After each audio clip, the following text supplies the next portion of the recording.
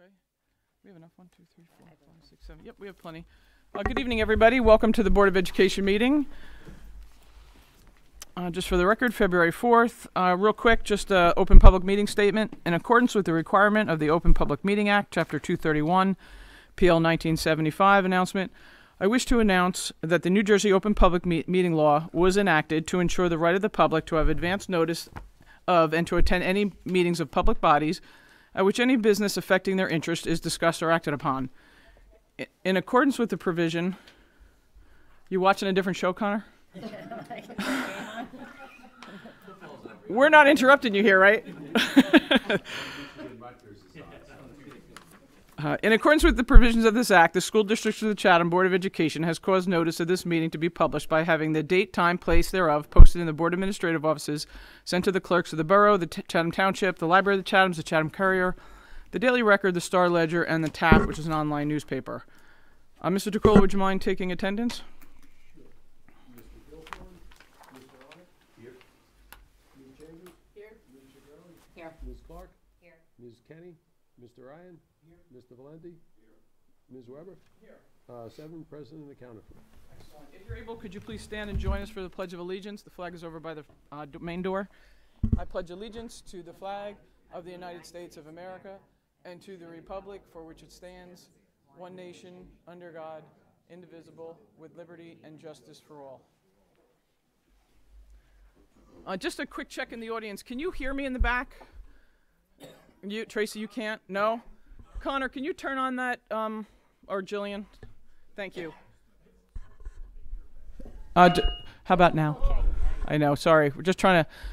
Now you can hear in the back? Okay, perfect. Just stop if you can't, and we want to adjust it. We want to make sure everybody in the room can hear and everybody that's watching on the live broadcast. So I do not have any opening comments other to ensure the audio. So I'm going to pass it right over to Dr. LaSousa for the superintendent's report. Thank you, Ms. Weber. I have a number of items under my section of the agenda, so I'll take them in order.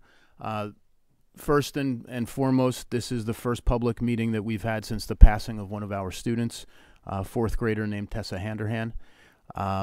So I want to publicly acknowledge that tragedy for the school district because I wasn't able to do so until now. I'd like to thank two individuals who really helped us over the past few weeks or month in working through how this impacted the district. The first is Vin D'Elia, who's across from me. Vin was the architect to our crisis response on the day we learned of Tessa's passing, and helped all of our CST and counseling staff appropriately assist students and staff members who were most impacted. And I'd also like to thank Reverend Mark Hay from the Chatham United Methodist Church, who just was masterful and compassionate in helping the Handerhans, helping some of us, and putting on a memorial service last weekend that was as painful as it gets, but also touching and moving, and something that I know any one of us who was there will never forget as long as we're alive. So I'd like to thank the two of them, and then finally I'd just like to ask everyone to join me in a moment of silence for the Handerhan family and for Tessa in particular.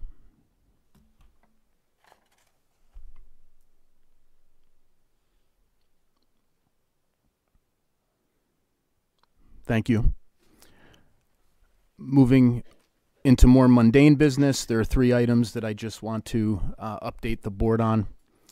The first is that you will recall at our last meeting, we had just had a state superior court decision that invalidated the current graduation requirements related to park testing for high school students, current high school students. And since that time, we've had some new developments. The first is that the State Board of Education has directed us to continue to administer the assessments on schedule. So we need to do that, and there is an item later on in your agenda to amend our high school calendar to reflect additional delayed openings so that we can administer the tests. The second is that the plaintiffs in that case have submitted a petition or a request to the court to suspend all testing requirements for all current high schoolers. And the court has not responded yet to that request, but that is what's in the offing from the plaintiffs. And then finally, in both houses of the legislature, there is a bill pending that would amend the statute, because what is in conflict here is there's a statute that says one test in 11th grade, and there are regulations adopted by the state board that say multiple tests in multiple grades. So the bill in the legislature, both in the Senate and the Assembly, would change the statute so that the board State Board of Education could require multiple tests in multiple grade levels. That bill was supposed to be heard last week, but it was delayed and held in committee, in the Appropriations Committee. So right now we have no resolution to this issue, but there are a number of parties at work expressing or articulating that it's critical that current high schoolers, especially seniors, understand if they're eligible to graduate or not, and what they have to do if there are changes. So I will keep you posted, but right now we have no other news of certainty other than we have to continue to administer the tests. Third item is, as you all know, every year, usually in June, toward the end of the year, we invite Lori Gironda and Anthony Giaconia in to give a comprehensive report on all of the disciplinary incidents and trends in the school district. I wanted to touch on a mid-year interim report just super briefly. We're required to submit to the state at this time of the year a summary of any incidents that would be classified as a confirmed act of harassment, intimidation, and bullying, confirmed substance use, vandalism, weapons possession, violence, or any other offense leading to a suspension. So just by school, Milton had 0 incidents that fell into those categories. Southern had 1, Washington 0, Lafayette 5, CMS 11, and CHS 7. And all of those incidents will be part of the annual report at the end of the year that we give in detail. And then finally, the last item on my agenda is that we, of course, have had ongoing discussions about full-day kindergarten. The Finance and Facilities Committee just met again and discussed this issue, and I've been meeting with our administrators in district to sort of gauge what we can and can't do. And we also just finished our first round of kindergarten registration the week before last. So we have a better handle on our numbers. Our numbers continue to be low in kindergarten, a little bit lower this year than they were last year, and last year was a little bit lower than in prior years. So the end result of this, which we will post on our website and advertise in the coming week, is that we believe we can fairly comfortably offer a pilot section of full-day kindergarten at Milton Avenue School and another pilot section of full-day kindergarten at Washington Avenue School. This would be based on a lottery for parents rather who are interested in having their students attend a full-day program. And the tuition amount that we have discussed in committee, that the Finance Committee has recommended, is $7,000 for the program. So we will communicate all of those details and more to everyone who has pre-registered with us to this point, and then post it publicly in a number of places so that anyone who didn't pre-register because they were considering on going to a private full-day program in some other place will be aware of it, and we'll move forward from there. Can I just ask when you're going to do the lottery? Is it first come, first serve? Is it, people who have already registered? Obviously, we know we have people who register much later, much closer to the start of the school year. What's your timing on that? We have a preliminary timeline where we would advertise essentially through the month of February, and then administer the lottery or conduct the lottery at the very end of February or the 1st of March. I just have a quick question. Let's just say, this has happened where our numbers do bubble up at certain times where we get kids that enroll at certain grade levels, perhaps over the summer, or what happens if we all of a sudden get, we push ourselves to the limit at one of these schools, whether it's Milton or Washington, for kids who are enrolling for half-day kindergarten, and we've now absorbed the space or staffing for this pilot program. How are we positioned to handle that? We were conservative in our space allocation, so we felt comfortable that we could handle one in each place and not be at jeopardy if we end up having an increase in registrants.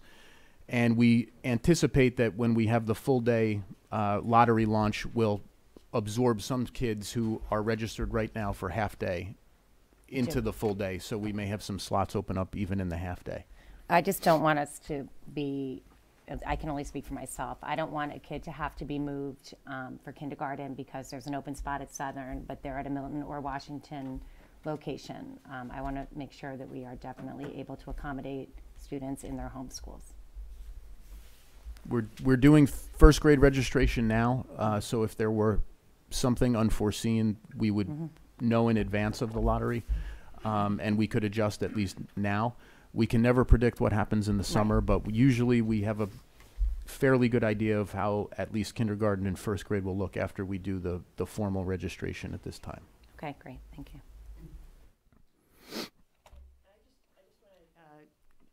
Clear something up. This is a proposed pilot program for next year, starting 2019, 2020, but that doesn't guarantee that we will have it in 2020, 2021.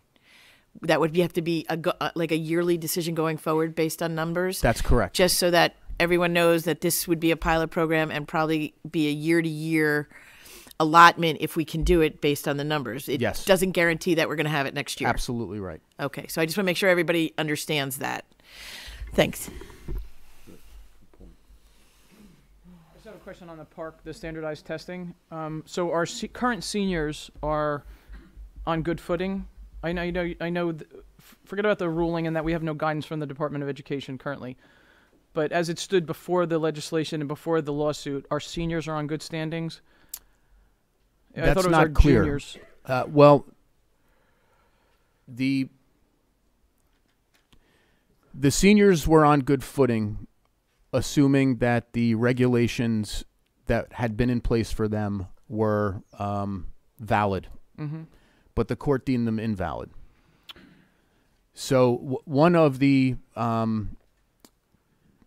proposals, I think it's in the bill that was held in the Assembly and the Senate, was that any current high schooler, including the seniors right now, who had met the graduation requirements that had previously been specified, Right. would be held harmless, would not have to do anything additional. Right. But that bill has not moved yet. Okay.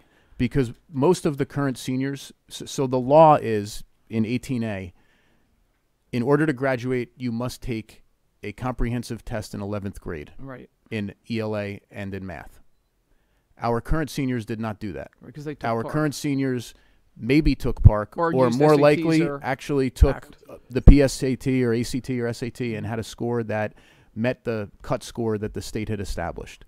So there's still confusion about whether some of our students, whether they're juniors or seniors, have actually met the graduation requirement since there wasn't any test that they could take in 11th grade.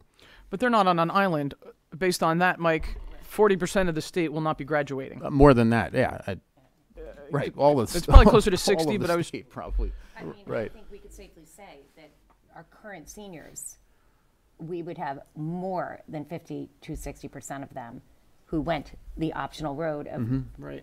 checking off in the portal. Yes, they had their ACT scores, they had their SAT scores, and they did not sit for any test as a junior because they did not have to. Right. So I would have we will figure this out. Yes. And that's it. They're going to graduate. Yeah, I'm not That's- worried I mean, that. it's Well, they're going to go to Princeton, but they may not take with them a high school diploma. Yeah, This is absurd. I'm not worried about. Yeah, I'm not worried about this. This is I'm not worried about whether or not current seniors who half of them are waiting to hear from colleges, et cetera, are going to graduate. It's more if there is some type of additional requirement imposed, especially for juniors right now. So if the state says, okay, we do need to have an 11th grade test because that's what the law says. We're going to make the 11th grade test, let's just say, for argument's sake, PARC geometry and ELA 11. We have to make sure that all of our students take those tests, and half the state has been failing the geometry test. So then if that happens, and this is all hypothetical, if those students have to take the test but they don't pass, then what is their next option? Do they have to take that same test again? Do they have to take geometry 3 times like they used to have to do with the HESPA? Do you get to substitute something like we've been able to do with the PSAT, SAT, et cetera scores? Do they have to do a portfolio, which is the last option available for students who can't pass any of the tests? So those are all the details that just are hanging out there, and we're already in the 2nd semester of the year. Good times. I mean, these kids are already accepted to phenomenal schools, and we just don't. They just may not get a piece of paper that's certified by the state if this continues. But okay, good time. Does anybody else have any questions? Yeah, it's the juniors I'm mostly losing sleep over right now. And the incident reports, Mike, you said there was 11 at middle school and 7 at the high school? Yes. Okay. And that's because of HIB-related issues at the middle school. Yep. Yes. Okay, very good. Any additional questions for Mike on any of that? Nope. Excellent. Moving over. Peter, for a business administrator report? Just very briefly, just to update everybody, it's been a little over 3 weeks since the entire central office staff has moved into our building. Most people are just about settled in. Some of us still can't find certain things, but we're working at it and being very productive. Sounds like a personal We still have a few issues that we're working out with the contractor on punch lists, so we'll knock those off as time goes on. And holding a lot of money, so that gives them incentive to I was going to say, if I know you, come back to Peter, work. you've withheld quite a significant amount of money prior to the punch list being finished. On the CMS auditorium, one of the resolutions tonight, unfortunately, we did a bid opening on Wednesday, the 30th of January. Unfortunately, we are rejecting all of the bids because they have all come over the allotted budgeted funds. We are already set to advertise again for another round of bidding. And just to remind everyone, we had this similar process when we did the high school auditorium as well. So if just as an FYI, if the next set of bids are also over budget, the district can choose, based on board action, to then negotiate with 2 of the responsible or 2 of the lowest bidders, which is what we did for the high school to get John O'Hara, and I think they did an outstanding job. Yeah, so they were good. We'll keep you posted. The next bid opening is the end of February. So O'Hara did a nice job. We'll know for the March 4th meeting how we're going to progress. Okay, and I'm not looking for an answer right now, but another option is to wait. I mean, I think there was, in the last few months, other districts have approved close to $300 million in projects. So some of the contractors just aren't hungry for the work because they've got these other projects ahead of ours. So if we have to wait, then we have to wait. That's also an option too. We'll be able to evaluate our options better, once February 27th comes and we open the bids again. Right. But that's all I have, unless anybody has any other questions. And you can, I know, again, sorry, legally we can negotiate with the 2 lowest bidders? I believe it was the 2 lowest, or we can just say, it was either the lowest bidders, or we go out and say, hey, we want to negotiate. Who wants to negotiate? As long as they submitted a bid previously? Yes, they have to have submitted a bid in the we can't second. Just we can't just call up someone new and say, hey, we can negotiate with Okay, you. understood. It has to be someone who's prior bid. Okay, great. We're trying to stay out of jail, so if you could adhere to those laws, that would be wonderful. Yes, my job is to protect the board and protect Mike and then myself. That's right, unless it's federal time, and that's a little bit easier than state time. So, okay, keep us posted. But again, an option is we wait. Okay. Okay, and I say that, but I punt that sort of to the finance committee, who's mostly to my right here. Okay, very good. Any other questions for Peter on any of the construction items? A committee report, personnel, Ms. Ciccarelli. We have not met since our last meeting. We are meeting on Monday, the 11th. Excellent. Curriculum, Ms. Clark. We have not met since our last meeting, and we are meeting Monday.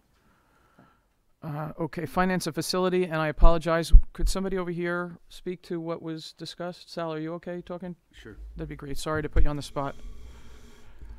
Finance and facilities met just prior to this meeting. Among the things we discussed were finalizing some of the groundwork for the pilot for full-day kindergarten. That occupied really 90% of the meeting, working through some of those details. Okay. I'm trying to think. Hang on. That was, Yeah. it was a quick meeting, right? It was a fairly short meeting? Okay, great. Yeah, that is it. Okay. And when we get to finance, would one of you mind moving the finance items? That'd be great. Again, sorry for the last minute notice. Policy and planning, Mr. Arnott? Policy and planning has not met since our last meeting. Our next one is later this month. Excellent. Thank you. I have nothing to report. We're moving on to liaison reports. Chatham Borough, I have nothing to report from the borough standpoint. Ms. Clark on the township. Nothing to report from the township. Athletic boosters We meet tomorrow. meet tomorrow in the right here, 7 o'clock, 7:30. If anybody wants to join that. Performing arts boosters, Mr. Arnott. Sure. Jill, this is a little brief, but I want to do three things. I want to first of all congratulate the middle school, the Chatham Middle School, for their production of Wizard of Oz this past weekend. And Mr. Lawrence would like to give special thanks to the staff and parent volunteers for their countless hours of hard work and dedication to the students. Secondly, we would like to congratulate Ken Takagi in grade 8 for his successful, did I pronounce that correct? Takagi? For successfully auditioning into the North Jersey Junior Regional Orchestra on cello. And then finally, on February 19th, mark your calendars, the middle school music department will be featured performance at a New Jersey Devils game. So come out and see the Devils game and check out the CMS music in action on February 19th. Excellent. Thank you, Sal. Education Foundation, Ms. Kenny is not here. Mr. Gilfillan is not here for rec. PTO District Cabinet, Wednesday. they're meeting Wednesday, midday. You're meeting Wednesday? You're Excellent. meeting Wednesday. Okay, very good. Then I just make a motion to move the minutes of the January 7th public and executive session meeting minutes. Peter, we were all present, right? Yes, all 7 of them. Okay, so I make a motion to move the meetings minutes. Second by Michelle. All those in favor? Opposed? Abstentions? Noted, minutes past 7-0. There you go. Okay, very good. We have our first opportunity for public commentary. Hearing of citizens during the public commentary section of the agenda is an opportunity for any member of the public to be heard about issues which are or are not topics scheduled for the current meeting. To help facilitate an orderly meeting and to permit all to be heard, speakers will be asked to limit their comments to a reasonable length of time, typically 3 minutes. Ms. Clark will help us with the timing here. And also, again, just a reminder, the public commentary section is an opportunity for the public to make a comment, but it is not a back and forth. It's not a public, it's a public meeting for a board to conduct business in a public forum. It is not a public meeting where it is run by the public. So your opportunity to speak, it just won't be an open back and forth dialogue. That's pretty much the rules of the game for all governing bodies. By law, governing bodies, just for there's so many students, and we're going to do a little civics here, the board must conduct business in public so that nothing can be, hidden or swept under the rugs. Any dialogue that we have, we can only go into executive session for confidential reasons, legal reasons. But by and large, everything that we have to discuss, we just discuss openly here in public. Any questions that we have, it all happens here. So this is an opportunity for the public to address the board, but again, not a Q&A back and forth kind of deal. You didn't start her timer, right? Because I'm still talking. Okay. Sorry, doctor. Okay. And if you would, when you come up, if you could introduce yourself, name and address, and then sign in for the record, that'd be great. So I apologize. The floor is yours. Thank you, Jill.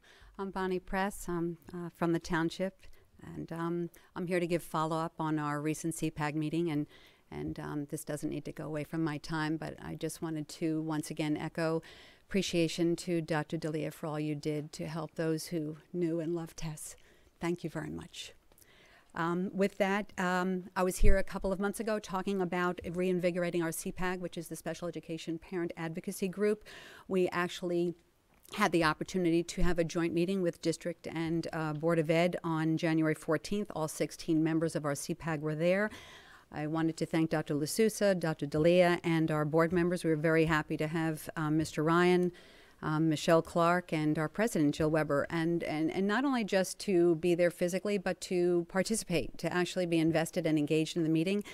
At the end of the meeting, when we had our parking lot debrief, everybody was over the top thrilled to have you there and engaged, so thank you for that. During that meeting, we talked about reorganizing our CPAG. We talked about ways to connect better and more effectively with our special education parents, how we can get information from them and to them.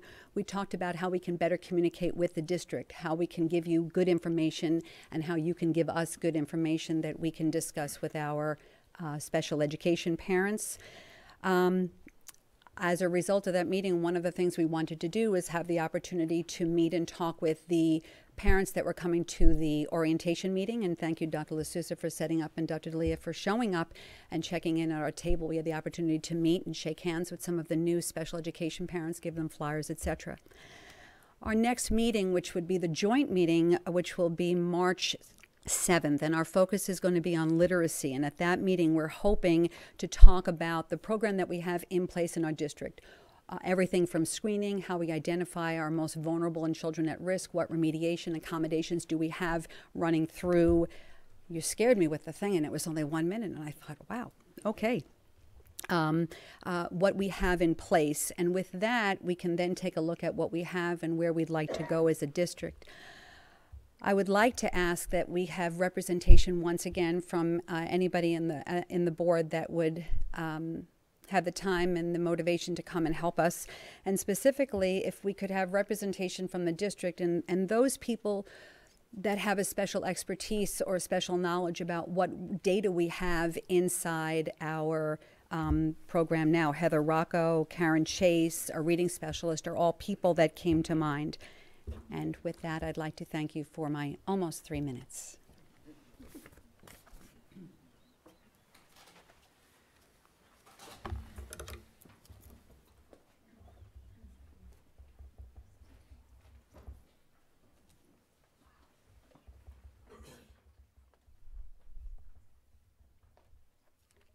Hi, my name is Paul Ivins. I've been a resident of the borough for 27 years now, and I'm here to talk about the paddle team. Give you a quick update and ask for your support in helping fund some of the costs that we have going into next season. So first, a quick update, and basically we did it.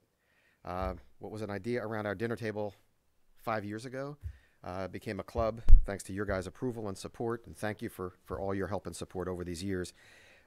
Became a club 4 years ago. We ran it for 2 years as a club.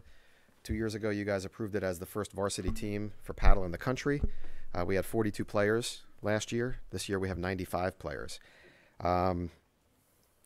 We had to get courts and pros and other high schools. When you guys approved it, we were the first high school. Last year we had one other high school to play in New Jersey. There are 8 now. Let's see. We're set up in a varsity, and we call it development team, which is similar to JV. JV teams across the 95 players. We compete in the APTA's Mid-Atlantic Division. 2 minutes, thank you. Sorry, I was looking down at my notes, and I can't see them because I don't have my glasses on. They don't work when they're on the table. So we compete in a Mid-Atlantic High School Paddle League, the New Jersey Division, and about 16 to 20 players play in each of our matches of the 95 kids. We sent 24 players down to Pennsylvania to play in a mega match against 7 other high schools 2 weekends ago, and New Jersey beat Pennsylvania. Last year they beat us, so we did well. Yes, we have a lot of Chatham paddle parents and players here showing their support for the program. We also sent 40 of our players to the New Jersey State Championship Tournament. This is the first ever high school paddle championship in New Jersey, and we sent 40 players there yesterday, as a matter of fact, and some of the kids are going to talk about that. We're 9-2 on the season, and we're ranked number 1 in New Jersey, so very successful. Congrats to all you guys. In terms of budget, we'd certainly like to ask for your guys' support going forward. We know budgets are tight, but we kind of did it. We have a tremendous amount of interest. I think we've demonstrated sustainability. The overall cost of running our program is around $22,000, $23,000, give or take, primarily driven by coaching and our pros. In order to get the clubs to allow us to use the courts, we have their pros teaching the kids. So we continue to do that, and that seems to be a very effective model. And we have other costs as well that are smaller. we're self-funded. We charge the varsity kids $155 per season to play, and the development team is $100 per player. And we've got parent fundraisers, and the boosters also support us. So with that, I'd just like to give you that update and let us know if there's any specific follow-ups with the budget committee. We're happy to do that. Thank you.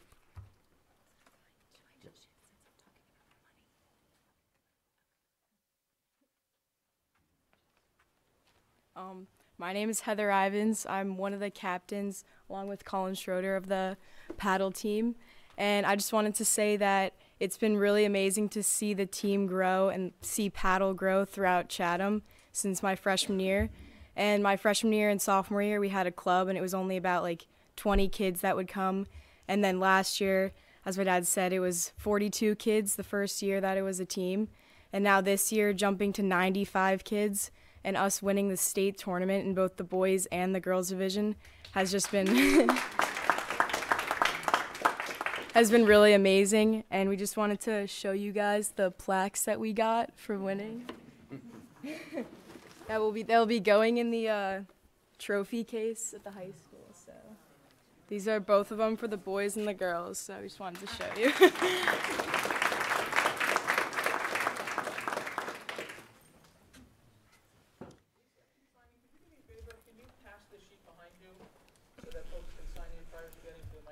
Sure thing. That'd be great. Thank you. Just save some time.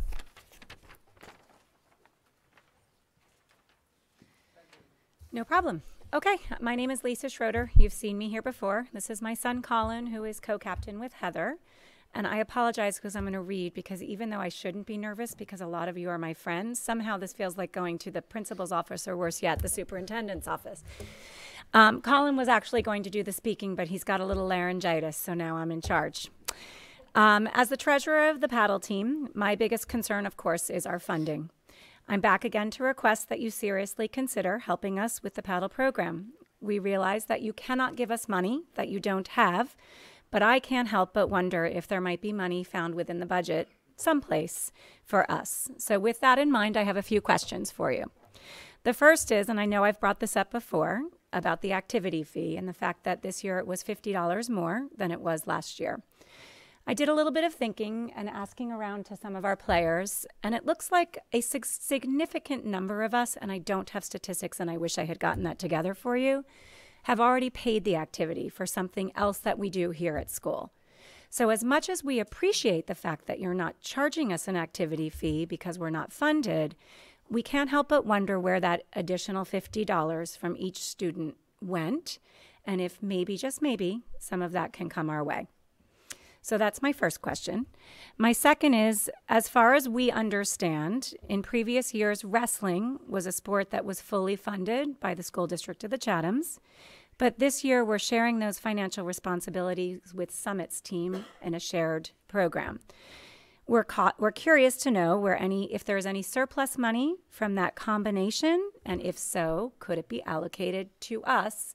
Another sport that, although we're sad to hear that the wrestling program did not work out so well, we are thrilled with our 95 students and feel that we're bringing a lot of kids something in place of it because it was also a winter sport. Lastly, we understand that sailing received funding this year, and we are thrilled for the parents and the students who worked so hard to make that happen. At this point, we are wondering where we stand in the pecking order. We are aware that girls ice hockey is also looking for some assistance, and we want to remind you that we are now 4 years as a school-sponsored event, or school-sponsored organization, first for 2 years as a club, and then for 2 years as a varsity sport. And I guess our question is just, where are we in the pecking order? And hoping that we're next. Thank you, Mrs. Clark. Do you want to add anything? Okay, thank you.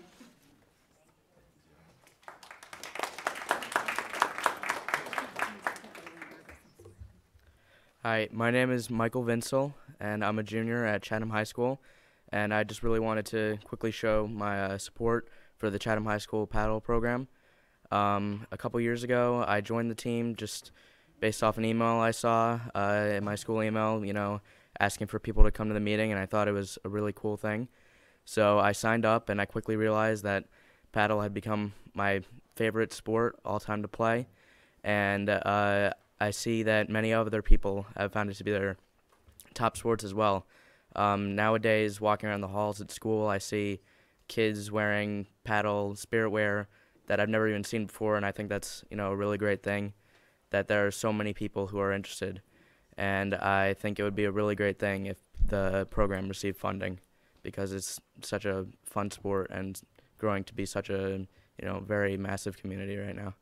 Thank you.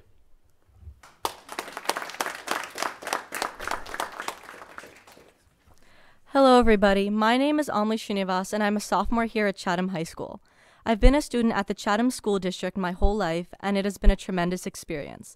Before we begin, I would just like to thank the members of the board for really looking out for us and making sure that we have the best experience possible. I know that as both parents and board members, these are tough choices for you. I don't always know what goes into the work you do, but I know that you always have to consider multiple viewpoints before you come to a conclusion. We are here to discuss the cons of the implementation of special law enforcement officers of the 3rd class. I know the choices you make are very difficult and we may not agree with them, but we do agree to respect them. I'm sure you've looked at the pros and the cons of implementing these officers. Obviously, I'm not aware of all the things you have done to arrive at this decision, but I know I'm not alone in being unaware of all points considered. If you will bear with me just for my benefit, I would like to leave you with some questions to think about. We know the pros, but what are the cons identified and what evidence did you use to address these cons? What was any research or studies that you looked at to come to this conclusion? How did you engage with the community, including parents and most importantly the students, in this decision? And how did you assess the psychological aspect of this conclusion?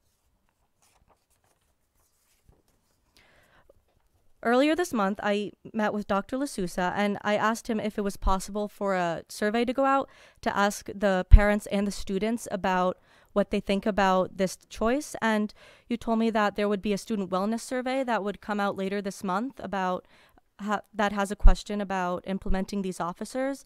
And I would like to ask you, do you know how you would utilize this information? What would you do if majority of the students were against this notion?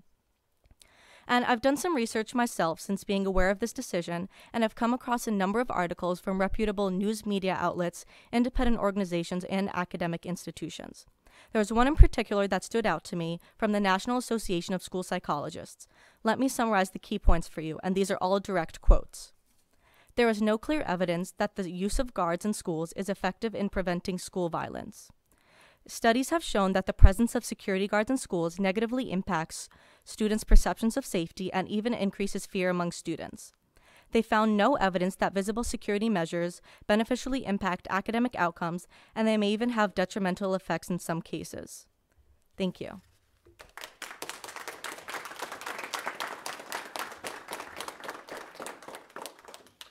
Hi, my name is Sienna Cooney. I am also a sophomore here, and I'd like to continue to speak about what Amelie did, but first, if it's all right with the board, I'd like to pass out a letter that we composed as a school. A lot of people worked on it and edited it. Is that all right? Sure. Thank you.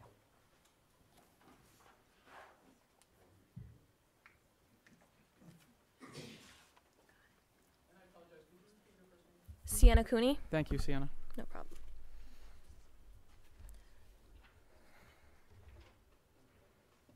This letter was edited by a lot of students from different grades, and it was a large collaborative effort.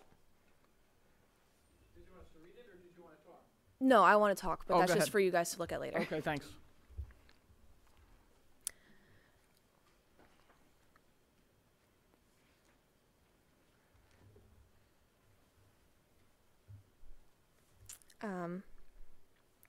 My name is Sienna Cooney, as you all know, and I'm a sophomore here at Chatham High School. I've been raised by my family to speak out about issues that matter to me, and the education I have received so far in Chatham has only helped me more with that mission. I am one of 4 students speaking today, and I am one of about 45 students who signed the letter you all just received copies of.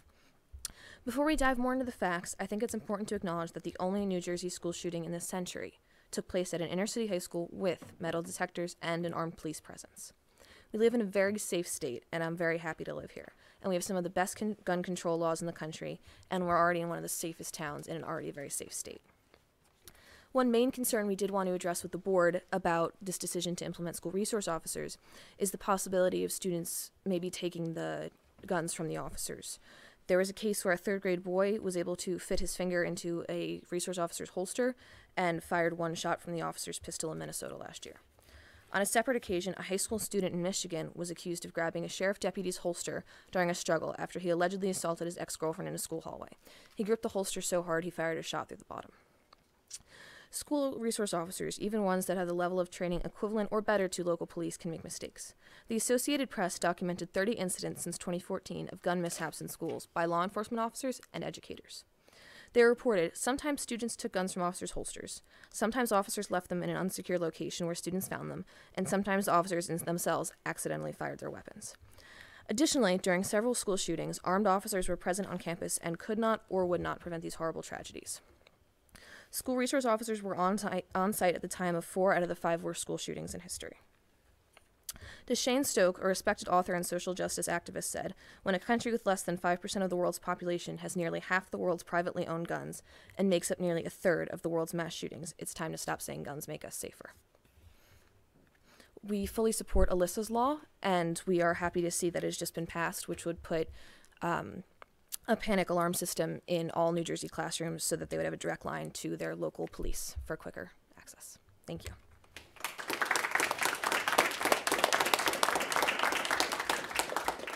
Am I allowed to walk around, or do I need to stay here? You just won't be picked up on the microphone, that's the problem. Okay. So, I mean, I can speak a little bit louder if that's okay. Yeah, is that okay? Yeah, sure. Okay. I have a handheld mic. Oh, there you go. Yeah.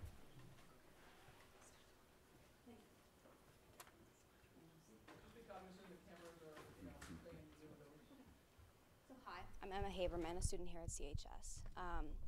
Now, I would consider myself a pretty factual person. I always have been. I pride myself in being able to remove myself from a situation and simply look at the logic of it. So when my friend Sienna emailed me about an armed guard being placed in our schools, I just didn't understand. It seemed obvious that this concept would do more harm than it would good. As much as people hate to admit it, the sad reality is that if someone decides they want to go into a school with the intent of killing the people inside, a police officer is not going to stop them. An officer with a bulletproof vest and pistol is no match for the AR-15 of Parkland, the Tech DC-9 of Columbine, or any of the semi-automatic weapons used in Sandy Hook. They aren't even a match for the convoluted plans of any of these mentally unstable individuals, let alone their weapons. And that's simply the facts. During several school shootings, armed officers were present on campus. For example, in the 3rd biggest school shooting in history, at Marjorie Stoneman Douglas High School, an armed officer whose only job was to protect the students inside the building stood outside the school while 17 students and teachers were mercilessly slaughtered inside its walls. Scott Peterson was an integrated police officer. He'd been a school resource officer for 28 years and had worked at Marjorie Stoneman Douglas High School for nearly a decade. The students called him Dep. He was invited to football games and even proms. They were comfortable with him, and they trusted him to take care of them in the event of a seemingly unlikely tragedy. Unfortunately, this tragedy was not so unlikely. On Valentine's Day, almost exactly a year ago,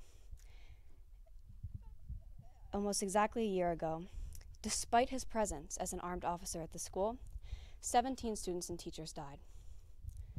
Trauma and fear do strange things to people, and in Scott Peterson's case, it made him stand outside for 6 minutes and 20 seconds, while a massacre took place in the very building he was hired to protect. Who is to say this won't happen again? Who is to say it won't happen here?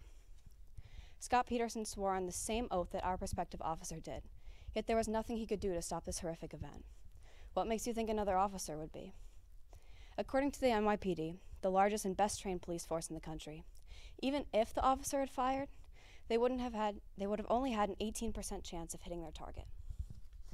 But this speech, it's not about Scott Peterson. It's not about Parkland High School in Florida. It's about our school in Chatham, as it is now, and how your decisions affect the lives of the students that attend it. The fact of the matter is that this officer is not going to serve as a form of comfort. The only thing they will serve as is a reminder that every day, every minute we step into this very building, our lives are on the line. Thank you.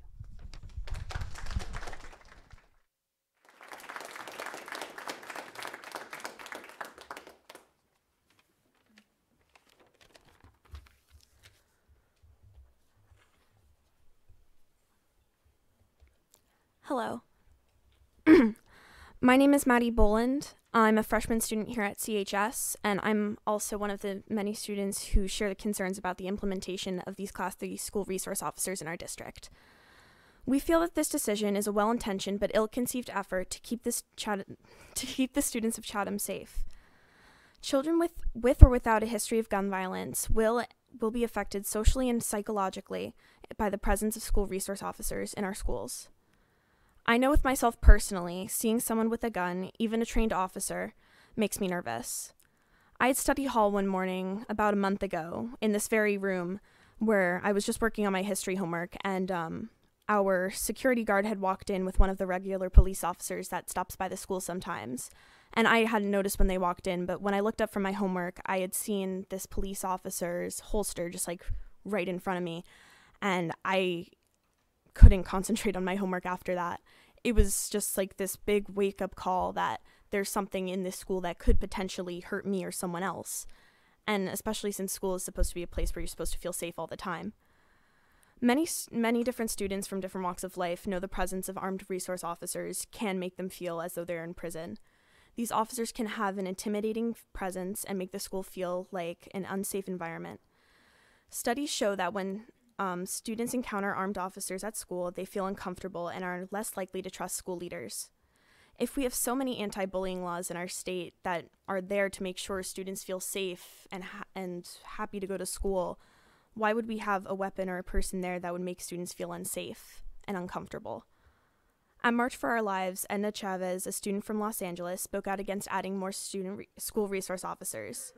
She had said that instead of making Black and brown students feel safe, they continue to profile and criminalize us. While we don't have a lot of racial diversity in our Chatham School student bodies, we do have plenty of diversity across the LGBTQ+ spectrum, along with students with special needs and mental health conditions. Every human is naturally biased, and one qualm that we all kind of share is how can we know that none of these appointed officers will have any biases against any groups of students and teachers? We know we can't sway your decision, but we strongly urge you to consider creating a panel of representative of all of the students who share concerns about this officer. In addition, it would help facilitate the ongoing discussion between the student population and our resource officer, and that will ensure that we have the most comfortable as possible transition once we finally receive our officer in school. I would like to ask the members of the board to reconsider the repercussions as well as the negative effects this could cause for students. And I'd like to thank you all for your time and consideration and leave you with this one fact, or not fact, but statement, that if guns make us safer, the United States would be the most safe nation in the world, but it's not. Thank you.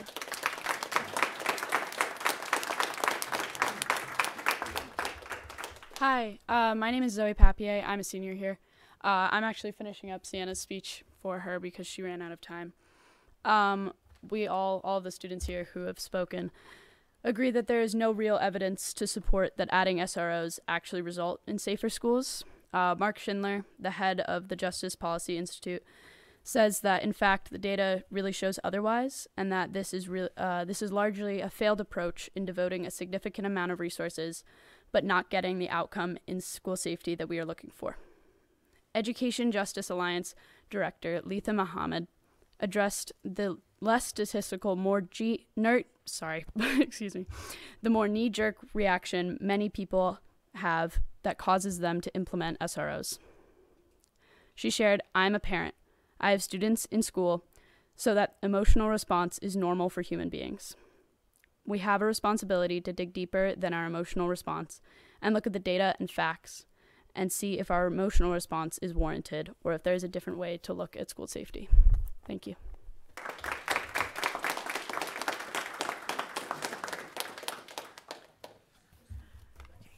Jane Devlin, Chatham Township. Before I begin what I'm here to speak about tonight, which is health and wellness, I would like to say, regardless of what side of the issues we are on, I have to commend each and every student who has spoken tonight on various topics, as well as those students who have come out to support their peers. They are engaged, articulate, and focused on being change agents. We are in the presence of the leaders of tomorrow, and it certainly has made me feel very hopeful and optimistic. So I hope you join me in giving them a round of applause.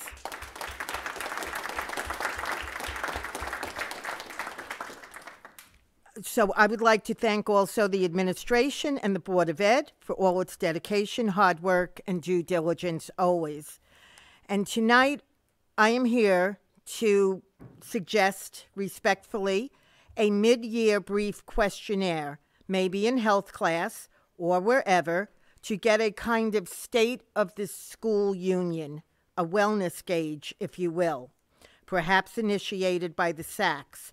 There could be a rating scale, something brief, questions, for example, how do you feel the school year is going so far academically, going so far with regard to stress levels? How would you rate the workload, manageable or not? How would you rate homework, classwork, tests? Do you know what resources are available in school for academic help, for wellness help? How likely would you be to use these resources? Why or why not? Maybe there could be also a question on extracurricular or social life, since that plays a big influence on a teen's perception of well-being, and perhaps a question on screen time, or maybe not. Then we could end with asking the students any suggestions, feedback, ideas to make the school year better for you. Then maybe the results and the feedback could be taken to do some minor tweaks at CHS, or even to go to the supportive resources we have, like MAC or Chatham Education Foundation or PTO, none of whom I'm representing or am speaking on their behalf, but the data could be brought to them to seek additional programs or grants to even further enhance the students at CHS. Thank you.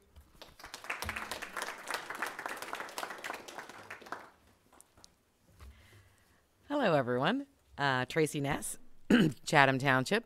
I just wanted to say that I'm going to be in my new role as a Chatham Township committee person, your liaison to Chatham Township. So hello to you, Michelle Clark. So if you guys ever have any questions or concerns that you'd like to bring up, there's an open line. We want to reestablish communications with you guys. We've already reached out to Mike. Mike, you're never getting rid of me. My kids have graduated, but it's just not happening. We would like to reinstate, we did this a long time ago. We would invite people like all the paddle guys, girls, and we've had wonderful success in forensics and robotics and STEM. So kind of across the spectrum of students who have achieved, and we're thinking either at the county or state level, or whether somebody has done a special project that's gotten recognition. And we'd like to bring that program back to the township and start recognizing those students who have achieved again. Spoken to Mike about it, and we'll be getting a list of names. We're probably going to do so quarterly, but it was a really wonderful way to engage the community and to recognize all of the efforts that students have put forth in a variety of disciplines and across a variety of ways. So we just wanted to let you know that we're reaching out a helping hand, and we would like to work closely with the school district and help celebrate our students. Thank you.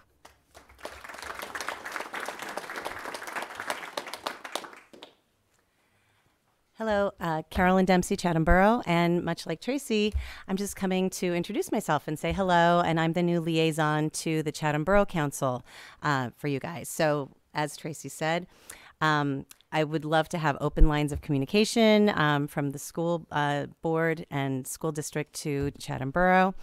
And I want to thank you all for your service to the families of Chatham, Dr. LaSousa and the administration, and President Weber and the school board. For our family, I have 3 children in the school district, and one of the things that we love about living in Chatham is our schools here. And so I want to thank you so much, and I look forward to working with you and meeting each of you individually. Thank you. Hi, I have some materials that if we get someone to hand them out. Right. Everybody has those.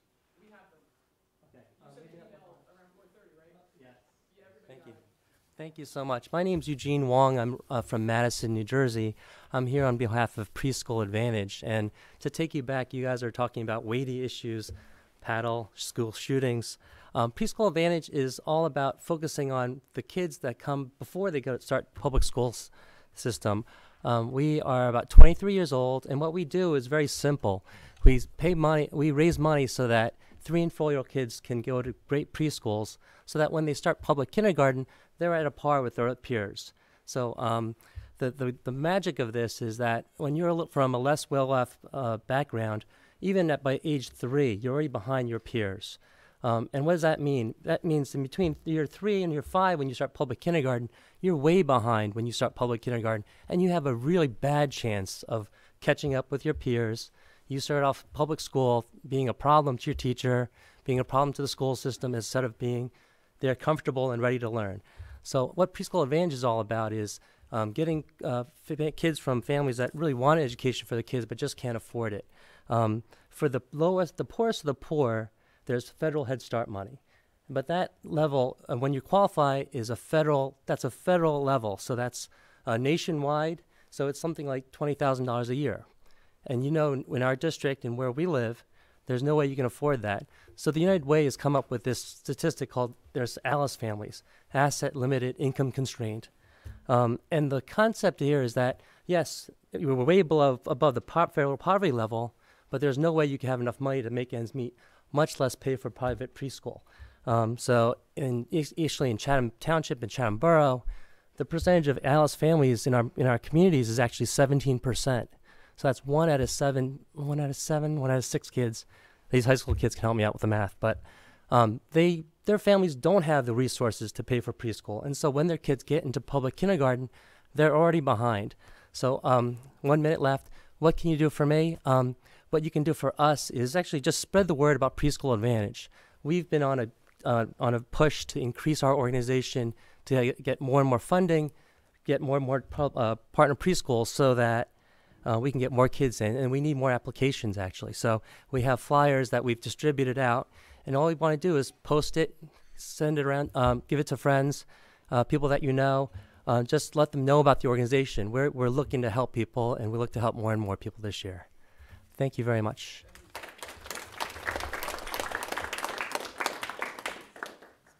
Hi there.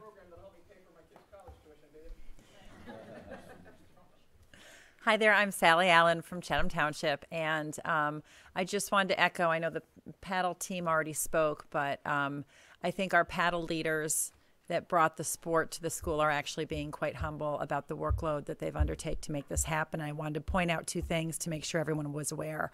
The first is that when 95 kids, and I think they started with over 120 kids, but when 95 kids show up to play a sport, that means there's a need in the community. There is a need for something for these kids to do after school, whether it's that there's not another activity that suits them or they've been cut from other sport, and they've loved it so much that they've stuck with it.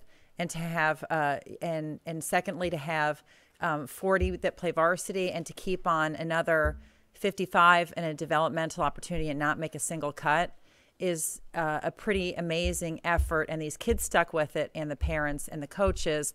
So I think we need to acknowledge the fact that this paddle is probably filling a need that we didn't really know existed for kids after school that maybe don't have other opportunities. And it is the second thing I want to point out is it's really accessible. You know, as much as these are played at clubs, there are paddle courts all over the place. They're not. It's not a tremendously expensive sport to play. So I think we need to keep that in mind, and it is a growing sport. So as Chatham might be first to market on this approach of having the first high school paddle team in the country, I would anticipate that there are going to be many, many more paddle teams in the years to come in the Mid-Atlantic and Northeast and then the Midwest, and a growing sport for accessibility. So I hope that we'll continue to foster the development of this sport long after the founders' kids have graduated from high school and are off on their college adventures. Thank you.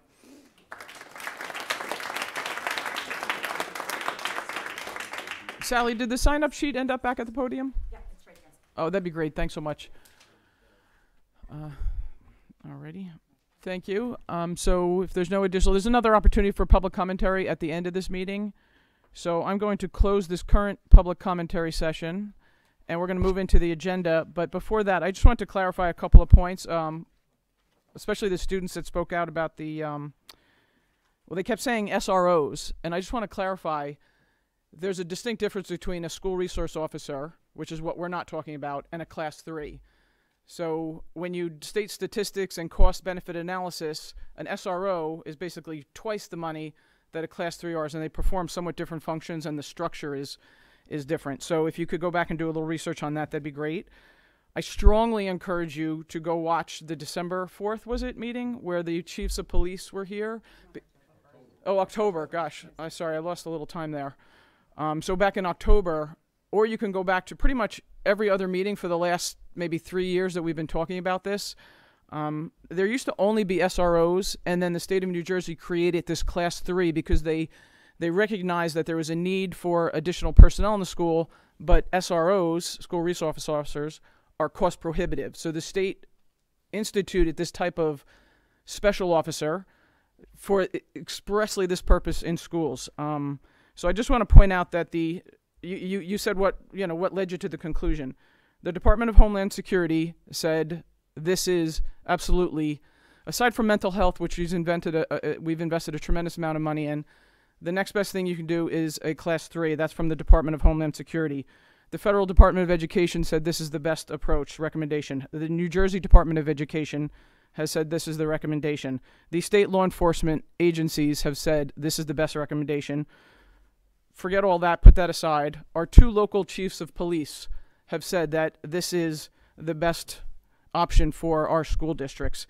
And again, I encourage you to go back to that October meeting.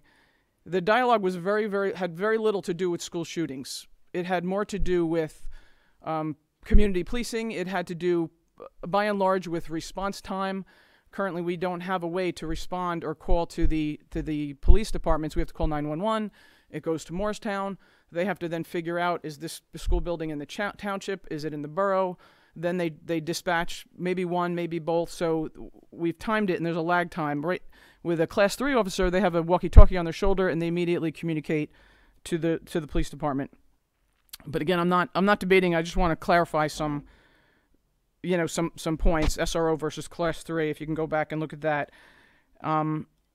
You can imagine a student survey is probably not likely to happen. Like if the fire department came in and said, you know what, you need 3 more sprinklers in here, I'm not putting a survey out on that. If the experts say that this is the best way to ensure the safety of our staff and students, and I'm not talking about a shooting, I'm talking about incidents that have happened in our school, domestic violence, medical emergencies, which we have had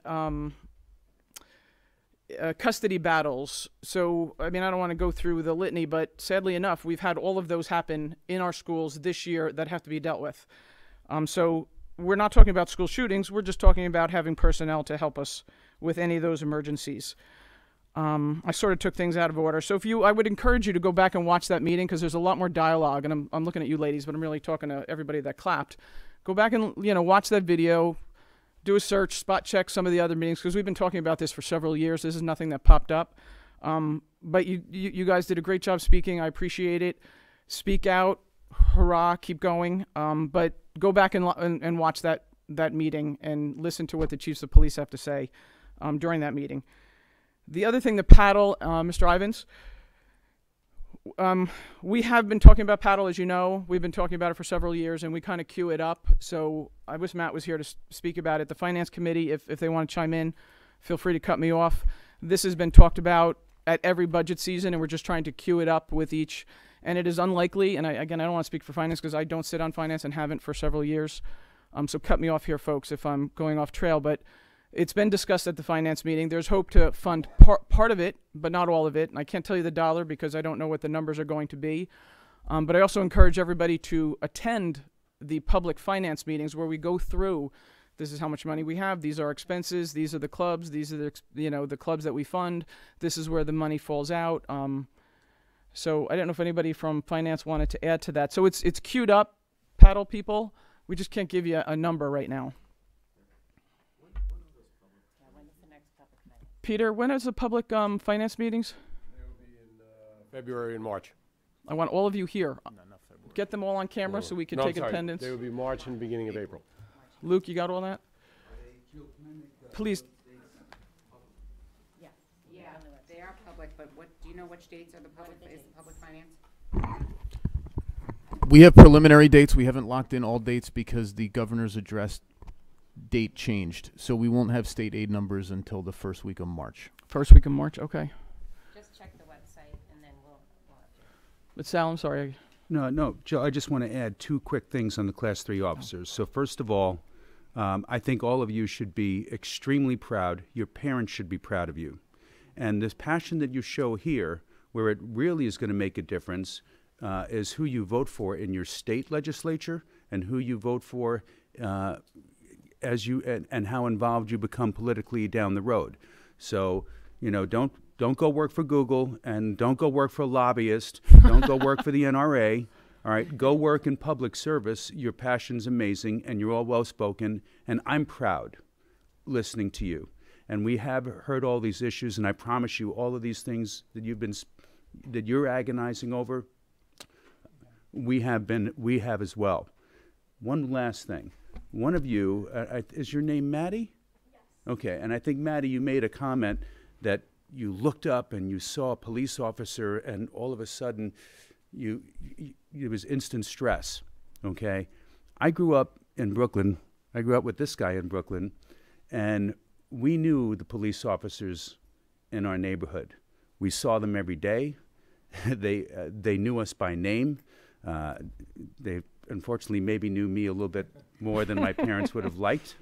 But regardless, I grew up, and most of us grew up, not being afraid of a Class 3, a community police officer. So it troubles me because I think, what's going to happen when you get pulled over on the Garden State Parkway, driving down to the beach with your friends, and you're going to get all nervous, et cetera. I don't want those to be your first experience with law enforcement. These guys are pros. They're in our community. They know our community. They want to keep you safe. And their job is not only to protect against this, 19 standard deviation event that seemed to make they seem to be not 19 standard deviation events as time goes on. Your passion's commendable, but there's a lot of things that went into our decision and Mike's decision ultimately at the end of the day. But thank you, and your parents should be proud. Oh, Mary? Say thank you to the finance folks for really working hard to try and fund all these new clubs and activities. I want to echo Sally's comments about the humble nature of this group, because the success and the recognition that they're getting in the paddle world is huge. I happen to sit on the New Jersey Women's Paddle Board and State Board, and they are getting a lot of support and a lot of recognition, not only in this area, but nationally. And I also would like to say that these students, I shouldn't call them children, these athletes are also dedicated to promoting the sport lower down to continue the wave of kids coming up, because they've sponsored a clinic for the middle schoolers so that they have the ability to come in with some experience, and they operate it and work it, and there's a lot of coordinations because they play at many different clubs, and I just want to commend them on their efforts, because we as a board are so proud of you all, and the board and the finance committee is really taking a hard look at this and trying to do the best that we can, and thank you for coming to the meeting, and y'all for speaking so well, all of you, because it just makes us really proud. Thank you so much. Just to go back to some of the speakers tonight, I too spend every day in a school as a teacher, and we have sat in this room for years talking about this, going back and forth, and some of our discussions have been we haven't all agreed, they've been heated. We've looked at every avenue, and if you look back at some of the meetings, I have often spoken about how will this impact our students? What can we do to ease this transition for our students? What will the orientation of this new position look like for our students, for our staff, and for the culture of our school? I think as a school board member, one of you, I don't remember which one, represented that we have a responsibility to look into this. We do, and we took our responsibility seriously.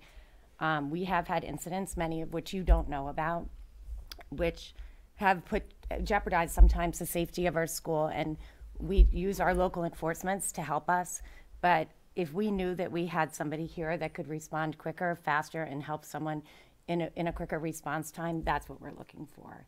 And the unknown is the unknown. I wish we could say the unlikely wouldn't happen here in Chatham, but we don't know that.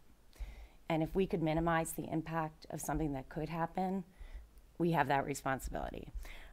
Carolyn, one thing I would ask from you as a new person from the borough, we were slated on the 28th we were on the agenda for the shared service agreement. And from what I can see so far, nothing has moved forward. On the borough side, we are all queued up in the township. We want to move forward. We've agreed as a board we need this. We would like to have equity in our schools. We're not going to be able to do that without the support of the borough with that shared service agreement. So if you could help us with that, get some timeline or information sent back to us, or Dr. LaSousa would really appreciate that on what the holdup might be. Okay? It's not funding because we're funding it. Okay, thank you. And the last point, Dr. LaSousa, trust me if I go off trail, but we do a wellness survey at least every 2 years. This is to Ms. Devlin's point. I don't know if Jane's still here. Oh, hi, Jane. Sorry. We do a wellness survey every 2 years. It's in process. Right? Yes. Yeah. I just didn't want Jane to think we did nothing. We do that. So thank you for bringing that up. Anybody else? Michael? Only tidbit, the open finance meetings right now are tentatively March 4th and March 18th prior to each of the board meetings. March 4th and March 18th. But I would just say we'll probably postpone March 4th because the governor's address is March 5th. Right. We don't get state numbers until after the governor's address. So as they move that, then. March 18th. And you're all on video, so we expect to see you in the exact same seats. Any other comments? Mike Valente? No, you're good. Mike Ryan? You're good? Okay, excellent. So we're just going to go through the regular agenda very quickly, but we should be, quick. If the students have to leave, don't feel bad. Off you go. I know you have a lot of homework. So moving over to personnel. Ms. Kenny is not here. Who else is on personnel? I'm not on personnel anymore. You're not on personnel? Well, I'll do it. I make a motion to move action items A1 through A17, and the addendum, there's an addendum on A17, so there's a corrected A17 on your addendum. I know, we just switched. Mike second that. I know. Jerry is Peter's secretary, so she's a familiar face in our central office. And of course, Dr. Jones needs no introduction for anyone who's had a high school kid. Good for them. Bad for us, good for them. Okay. And just a brief comment. The minutes are posted prior to the Board of Education meeting on a Friday, so we get a chance to read them over the weekend. So again, if it appears that we go through some of these quickly, it's not that we're rushing it. It's that we've seen the items before. So now we're in the dialogue part of personnel. I just want to, I guess, remind the Personnel Committee that we had talked about coaching staff, and we had talked about evaluation and maybe improving the evaluation process. So, I had brought up concerns. I think Michelle had as well. I wish Lotta was here, who is the head of personnel. So I just had some concerns over our evaluation process that we're working through with the administration. That was the only item I wanted to bring to the attention on this particular item. So other than that, I didn't have any other comments. Anybody else on personnel for either Dr. LaSousa or Ms. Grant? No? Okay. Peter, would you mind? Sure. Agenda items A1 through 17, including the addendum item on A17. Mr. Arnick? Yes. Ms. Chambers? Yes. Ms. Ciccarelli? Yes. Ms. Clark? I vote yes on everything and no on 12. Okay. Duly noted. Mr. Ryan? Yes. Mr. Valenti? And Ms. Weber. I also vote yes on everything, but a no on 12 for the reasons I stated earlier, that were discussed as well in Personnel Committee.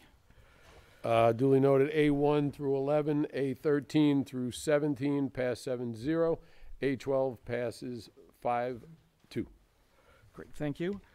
Moving over to, and sorry, on that note, I'm I don't know if it falls under personnel or policy, but I would like to continue to look at the evaluation process for not just coaches. It happens to be spring coaching staff, but any of the extracurriculars.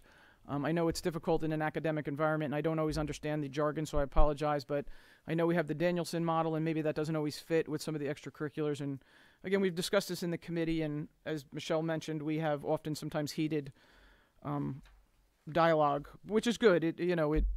It brings up some opposing points and different viewpoints. So I don't even know if I'm on personnel, but if personnel and policy can work together, or curriculum, and work through the evaluation process with the administration, that would be great. Moving over to finance, Mr. Ryan, are you able to move those? Sure. Before I move the items, there's a couple of donations I'd like to mention. There's a donation to the CMS school play in the amount of $1,008 for a backdrop. There's also a donation to Lafayette on behalf of Tessa Handerhan in the amount of $600. And there's Washington Avenue PTO donation of $4,392 and 43 cents for various different items. Thank you for your support.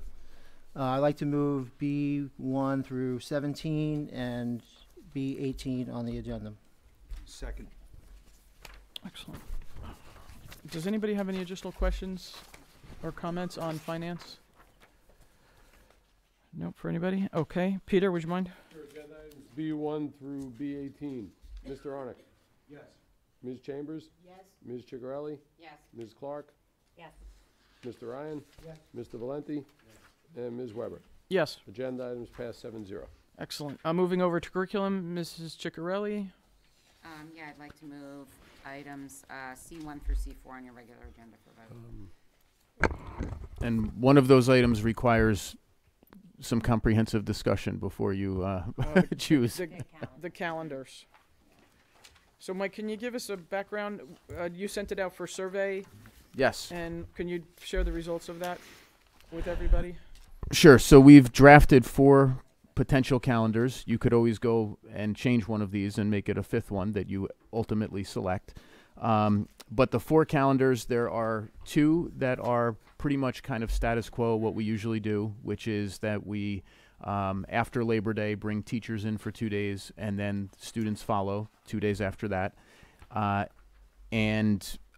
only difference really beyond that is that one of the calendars has only President's Day off, and the other calendar has President's Day and the day after, the Tuesday after President's Day off. Then the final 2 calendars do something we have not done before, which is bring teachers back prior to Labor Day so that students can begin the day after Labor Day. So more and more districts are moving towards a model where at least staff come back before Labor Day, and in a number of cases, students also return before Labor Day, which ultimately I think is what I would like to see happen, but we're not there yet. For this particular year, 2019-20, we're considering whether we begin the teachers right after Labor Day and then have the students begin school that Thursday, or bring the teachers back a little bit early so that students can come back the Tuesday after Labor Day, and thus the year would end a couple of days earlier. So on calendar 3, which was the most popular one among the parents, the school year would end on June 18th, 2020. So calendar 3 garnished the most favor? Yes, and the difference between that one and calendar 4 is just that extra day at President's Day weekend. Do we have staff feedback? The staff prefers the first calendar. Calendar 1. In calendar 3 and 4, one of the great benefits is students and many students kind of check out towards the end of the year after Memorial Day. It's less productive. So if we have more time before that to help prep them for the APs and the ACTs and less time at the very end of the year, it's not the worst thing in the world. That's one of the advantages, and then of course a number of our students at the high school level end up going to some type of internship or experience at a university or something like that, and so ending earlier rather than the final week of June is typically better for them. Where does this, I feel like we talked about this, but in terms of building in snow days or emergency closing days, so by having those 2 additional student days on the 3rd and the 4th, does that leverage us better to be able to build them back in at other times? Like, I'm afraid to say it out loud because we know something's going to happen like next week, and for next year, I'm just saying, like, last year it happened in March and we had to back paddle out of, I'm talking about last year, I'm not saying it. So does this afford us just a little more flexibility because we'll have 2 more student days up front, or is it still the same? With only 2, Michelle, it probably doesn't give us that much more flexibility. If we get to a point where students are coming back like the final week of August, we would have more flexibility because the stick up there is extending the school year is easy except for reserving Menon Arena for graduation. Okay, got it. Yep. And if we were way earlier, we'd have probably more days that we could more easily extend the school year and still graduate from Menon. Okay, got it. Thank you. If we move to graduation to the 17th or 18th, are we still sharing some of the costs at Menon with the other schools? Or are we going to be the only ones at Menon those days for either calendar 3 or 4? One's the 17th, one's the 18th. I don't know I know that these days are available for graduation. I can't remember which days Votech and Morristown back up to. Okay. No, I mean, not that that's gonna sway me. I prefer not graduating on a Friday in observance of the religious holidays on Friday. So I've never been in favor of a Friday graduation. I know sometimes it's unavoidable. Does anybody have any, you need an answer on this right now? I mean, I know we've been talking about this. I think it would be better if we don't have another board meeting till March and people want to make plans. I think I don't see a reason to delay. I just want to get the timeline. Does it, any additional dialogue? No, but when we vote, are we voting on the? We're voting on picking one of the calendars. Right. So are we going to vote calendar 1, 2, 3? Or are we going to vote? Do you know what I'm saying? Yeah. How we, because. So then, I guess I'd have to maybe articulate it. I think the vote would be: is the board comfortable with going with the survey results, the majority on the survey results, which would be calendar 3? So for action item C4, we would be voting on attachment, calendar 4. Calendar 3. I'm sorry. I apologize. It's attachment C4. In the future, can we get the results of the staff survey so that we can use that in our decision making? Sure. Thank you. And we're not mavericks in this, in the thought of bringing staff back prior to Labor Day, correct, Mike? It's been very successful, I know, in the West Morris Mendham, West Morris Central. I know it's a slightly different type of district, but nevertheless, it's. Well, my district we follow, kids start the Tuesday after Labor Day, teachers come back 2 days for professional development before Labor Day. I'm not saying it's ideal, but it's. Because you're a teacher. With the beach house. It's what happens. I mean. Yeah, no, I understand. We're not outliers in doing this by any stretch. Right. The only other issue, Jill, just to bring up, because we received an email about it, was a parent who had requested that we consider moving spring break from the week before Easter to the week after Easter. Hold on. And I don't know how you all feel about that. Hold on. Why? What's the rationale? I'm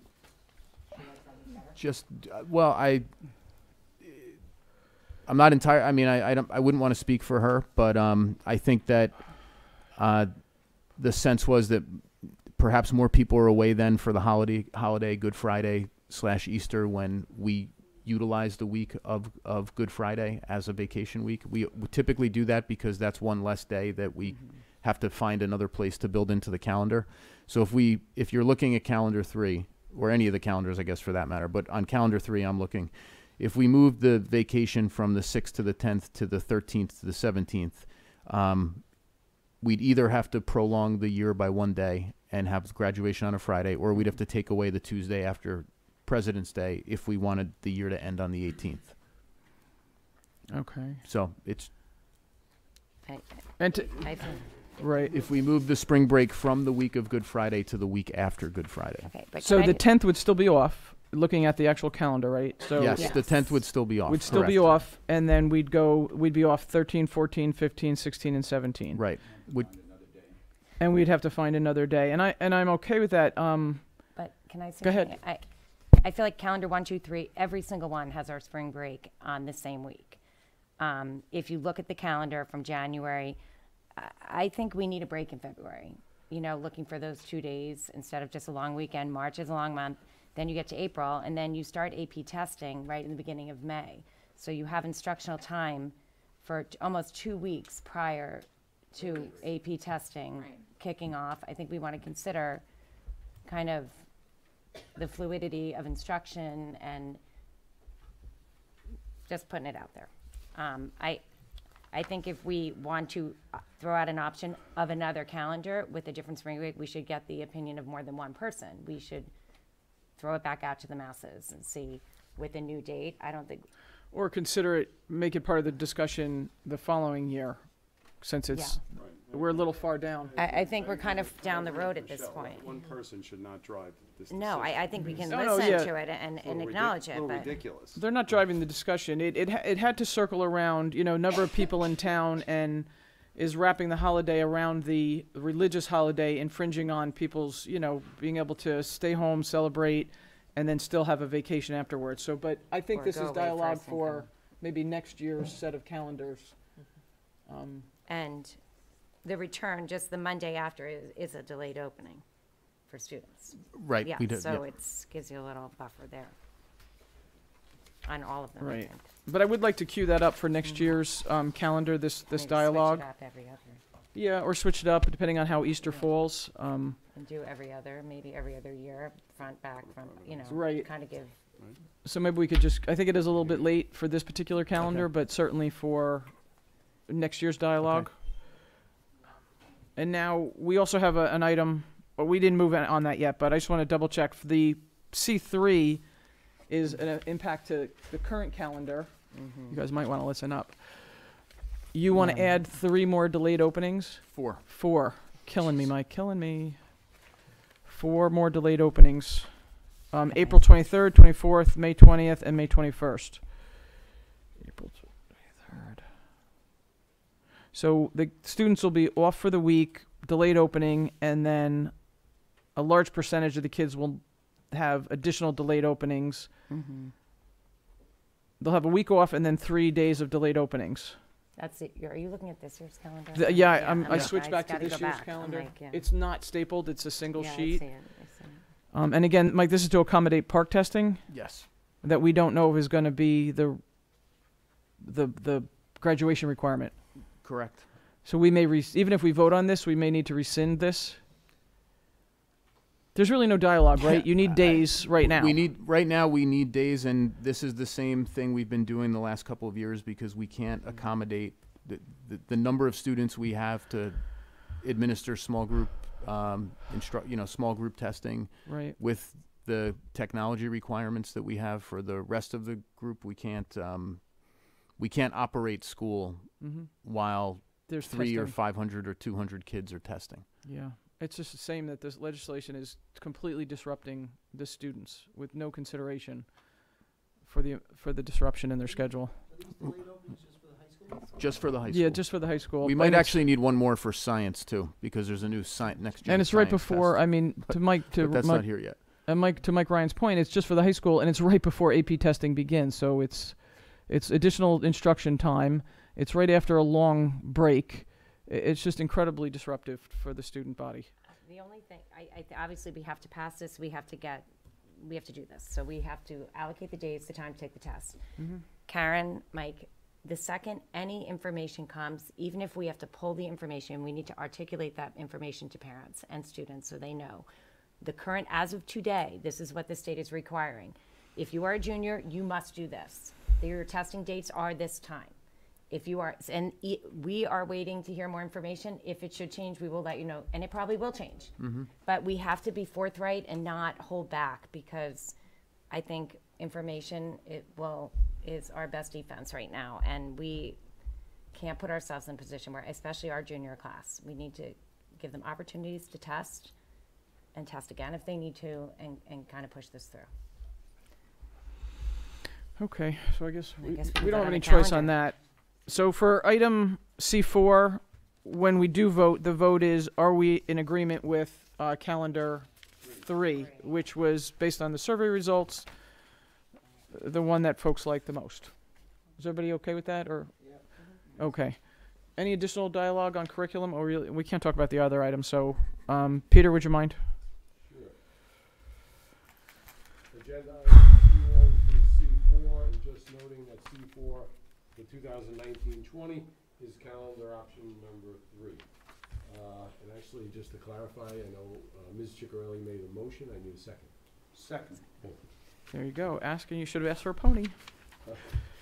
Don't want a pony. Agenda items C1 to 4. Mr. Arnick. Yes. Ms. Chambers. Yes. Ms. Ciccarelli. Yes. Ms. Clark. Yes. Mr. Ryan. Yes. Mr. Valenti. Yes. And Ms. Weber. Yes. Agenda items passed 7-0. Okay, there's no policy items unless there's going to be an audible called. No audible. We have an opportunity for board business. Peter, if you wouldn't mind just double checking who's moving each of the items. I think some of the committee chairs have changed. Like, Ann, you're not curriculum anymore, are you? On the agenda, it is correct. It is correct? It's not in the. I thought you were personnel. I'm personnel and finance now. Not curriculum. Not anymore. Right, so right, so it's not correct unless you made a change to our, which you're not authorized to do, to our list. Like you have Ann listed here. It's listed Oh, correctly. It's just not in the verbiage. I'm looking under, I know I changed it on. Go ahead, Peter, say I'm right. Rule number 7 under the committee listing. It wasn't updated on, I got you. On the part with the resolutions, I'll make the correction. You were right, Jill. No. I only made half a correction. No, if you would, I just double check who the chairs are, who are moving the items through each of the meetings. Okay, so board business.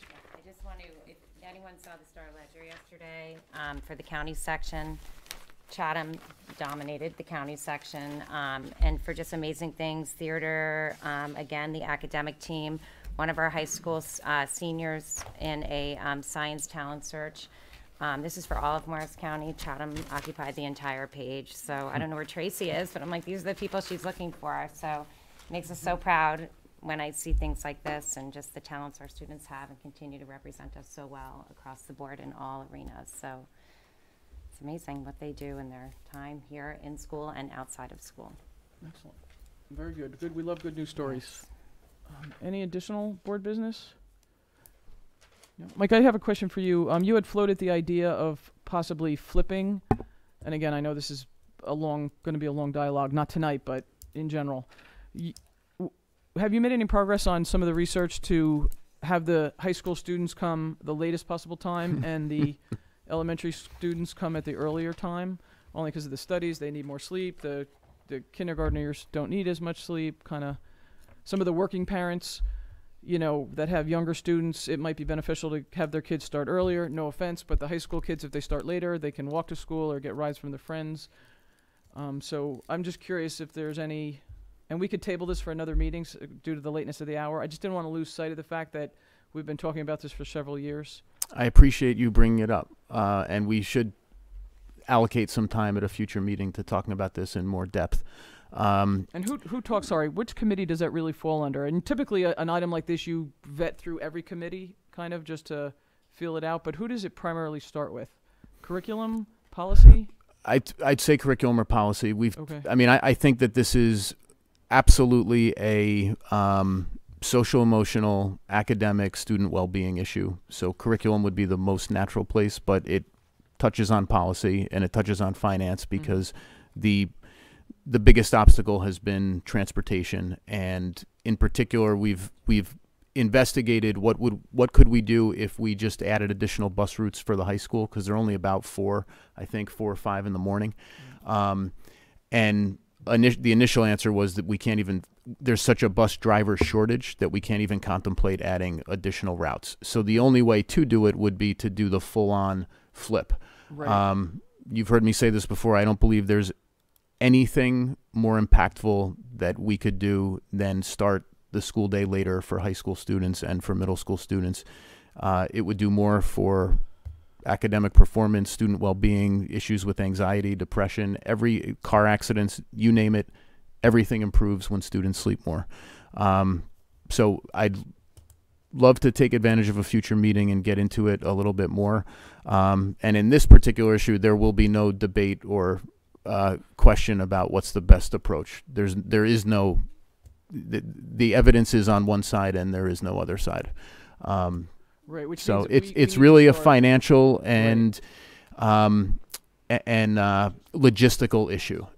Because you have young students are waiting, like this time of the year when it's 4 degrees out, then you'd have your younger students waiting in the dark when it's colder, and that's more difficult. You have younger students who would arrive home before their older siblings in instances when older siblings greet their younger siblings and take care of them if their parents are working. So there are logistical issues like that that can be challenging, but many districts across the United States have moved to a later schedule for middle school and high school students, and it's absolutely the best thing for students. I read some article and it talked about how when you're a new parent, you obsess over your child's sleep, and you're obsessive over it. You're trying to get them to sleep through the night, and then you're the naps and the this, and what we should be doing now with high school is obsessing over our kids' sleep now, because the impact of their sleep now is so much more significant than it was when they were 6 months old.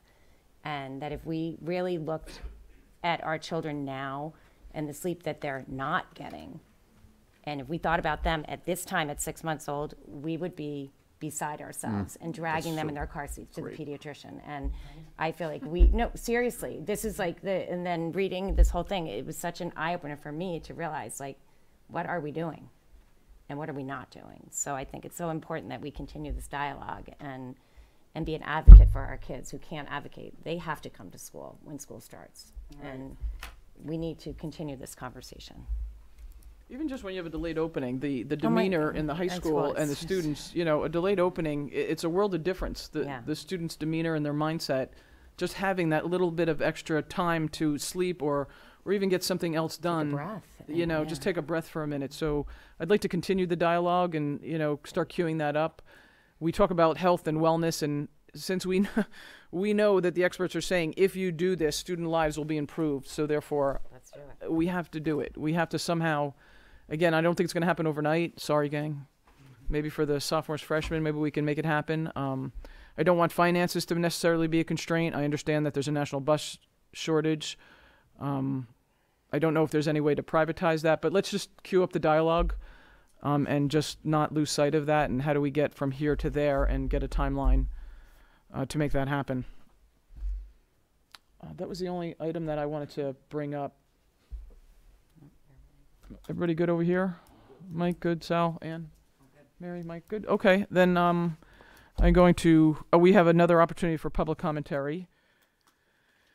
If you would just queue up, introduce yourself. And just a reminder, we have a very, very brief executive session. Could be a standing meeting. You don't even have to sit and get comfortable. 5 minutes of your time, and then we could all head out. So if you would just stick around for 5 minutes. We'll do it right here in this little, whatever this room is here.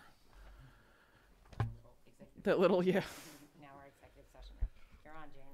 Okay, thank you, Jane Devlin. Well, I would like to clarify, when I spoke earlier, I was posing for something kind of just informal, maybe mid-semester, in addition to the excellent wellness survey we do, I believe, every other year. Just sort of checking in with the students and say, how's it going? Are we on target? And now I would like to speak towards what some of the students and Young Progressives Club addressed tonight. I have supported and continue to support the board's decision for armed officers. I feel the administrators and the board indeed have done much research and certainly didn't take this decision lightly. They offered presentations as well as multiple opportunities for public commentary. That said, regarding the students who spoke tonight, I did hear one student pose a nugget that may be doable or feasible and rather aligned with what board member Ms. Clark spoke about, namely that we have a responsibility to prepare and orient our students as we institute the armed officer policy. So maybe that's an area where we can get some small degree of student input there in just that one area. Maybe there could be a meet and greet, or some students could have some sort of positive welcome group or a student teacher committee, because I heard the students speak tonight that they're aware the officers are coming. They wish they weren't. I do differ from that opinion, but they are aware they're coming, that it's inevitable. But they're also concerned with how they could make that or be a part of making that happen more smoothly. So maybe that's just one small area the professionals, I am not the professionals, could think about to make the students feel more engaged, affirmed, and empowered. Thank you.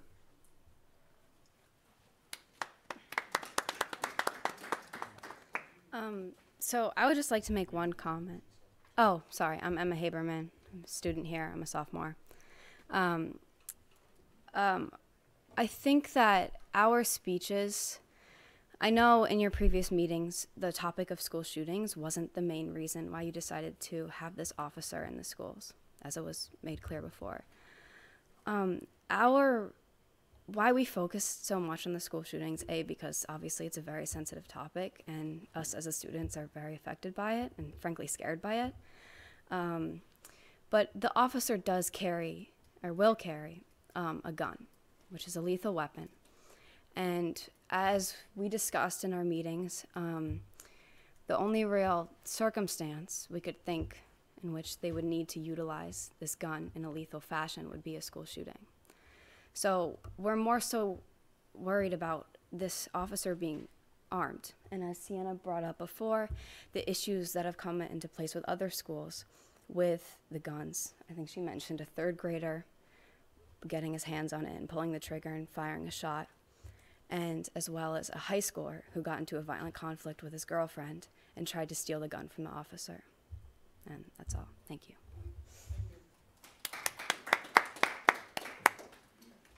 My name is Sienna. I'm also a sophomore here. I just wanted to address one thing that you guys had brought up after our initial statements, and that was how the walkie-talkie would provide more of a direct line to the police department instead of having to get taken all the way through Morris County and creating that delayed response time, which I think is incredible and a fantastic idea, and I'm so glad that the walkie-talkie will be in our school. My only question is, why does that person also have to be armed? So that's all. Thank you.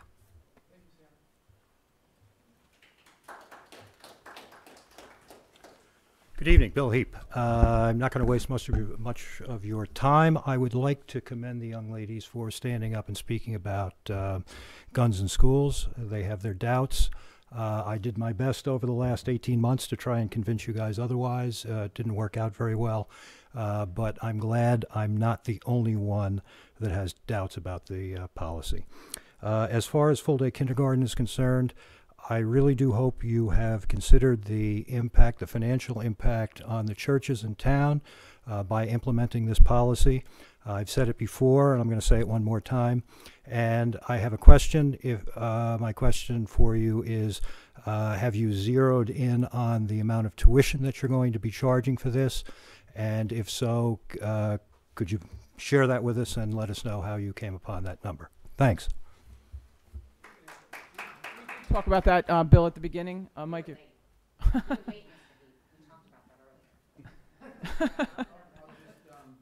mention we already have an established rate of tuition for elementary students. It's $14,000 per year. High school is about $17,000. So we are taking half of the $14,000 for $7,000 because we already offer a free half-day program. So $7,000 would be the rate. And we anticipate hoping to fill 2 full classes, 24 students each, at $7,000 a clip. I just want to touch on a couple of other things that were mentioned at various points. The activity fee, just want to point out, the activity fee originally was $150. Don't go, girls, I'm going to compliment you in a second.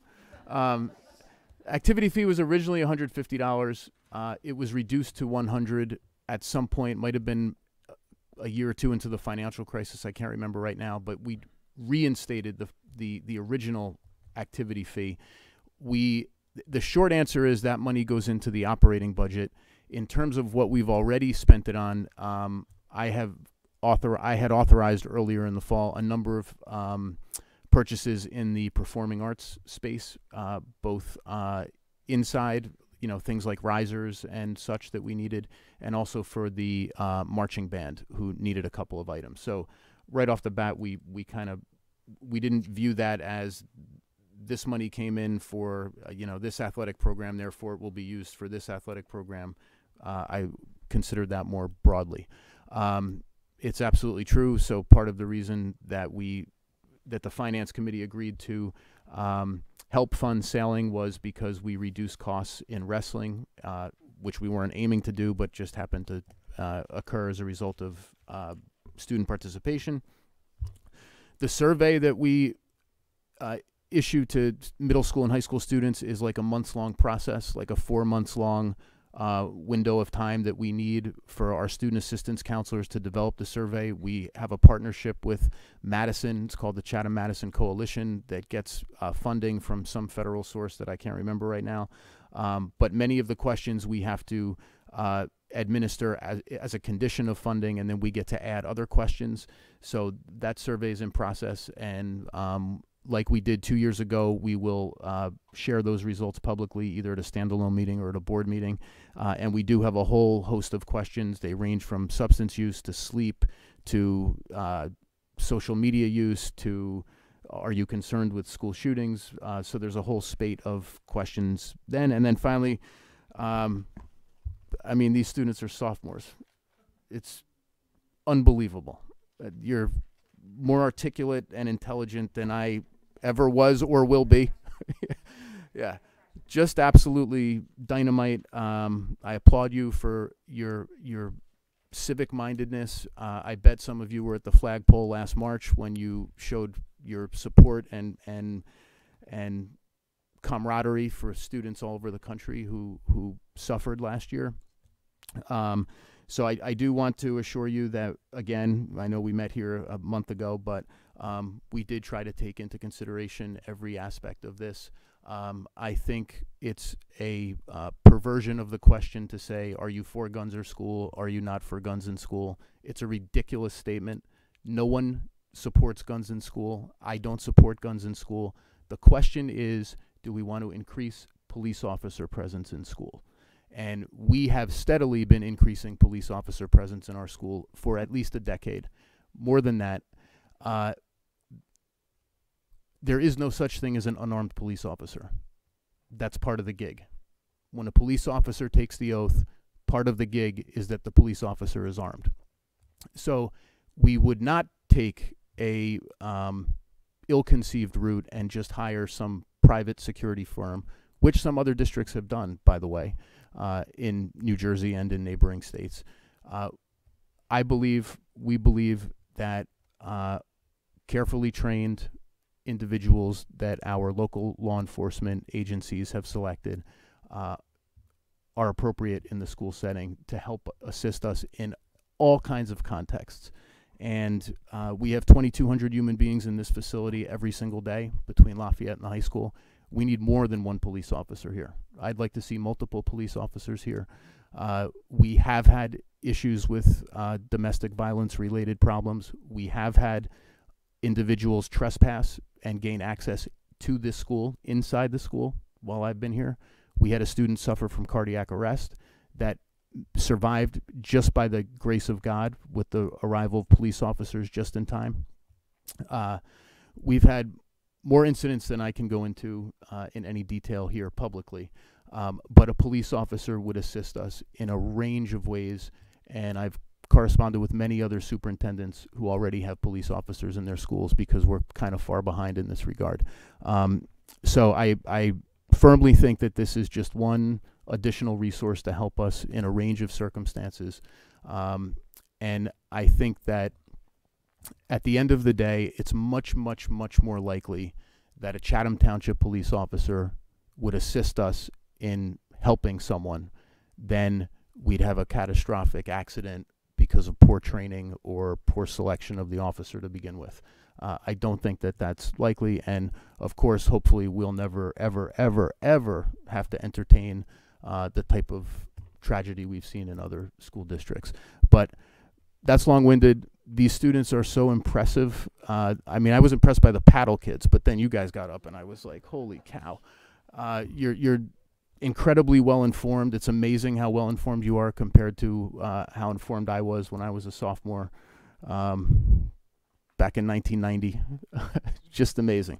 So thank you for taking the time to speak tonight, staying so long, meeting with me last month. And when Mr. Groh and I met with you, Mr. Groh right away said he'd very much be interested in arranging a meeting. Once we are able to select an officer, we can work together to make sure that as many students as possible can meet this person.